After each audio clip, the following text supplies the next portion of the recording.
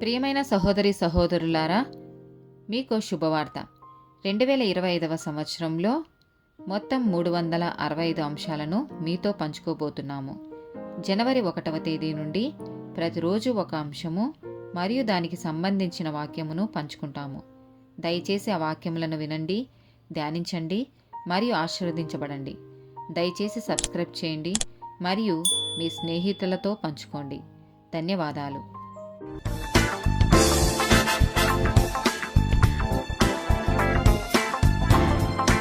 114th day topic నిత్యత్వం. కీర్తనల గ్రంథము 90వ అధ్యాయము 2వ వచనము. పర్వతములు పుట్టక మునుపు, భూమిని లోకమును నీవు పుట్టింపక మునుపు, యుగ యుగములు నీవే దేవుడవు. కీర్తనల గ్రంథము 103వ అధ్యాయము 17వ వచనము. ఆయన నిబంధనను గైకొనుచు ఆయన కట్టడలను అనుసరించి నడుచుకొను వారి మీద, యెహోవాయందు భయభక్తులు గల వారి మీద. కీర్తనల గ్రంథము 145వ అధ్యాయము 13వ వచనము. నీ రాజ్యము శాశ్వత రాజ్యము, నీ రాజ్య పరిపాలన తరతరములు నిలుచును.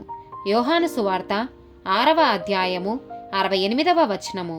సీమోను పేతురు, ప్రభువా, ఎవని యొద్దకు వెళ్ళుదుము? నీవే నిత్యజీవపు మాటలు గలవాడవు.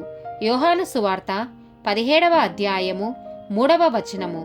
అద్వితీయ సత్యదేవుడవైన నిన్నును నీవు పంపిన యేసుక్రీస్తును ఎరుగుటయే నిత్యజీవము. 2వ కొరింథీయులకు రాసిన పత్రిక 5వ అధ్యాయము 1వ వచనము. భూమి మీద మన గుడారమైన ఈ నివాసము శిథిలమైపోయినను, చేతి పని కాక దేవుని చేత కట్టబడినదనియు నిత్యమైనదియు నైనా నివాసము పరలోకమందు మనకున్నదని ఎరుగుదుము. ఆమేన్.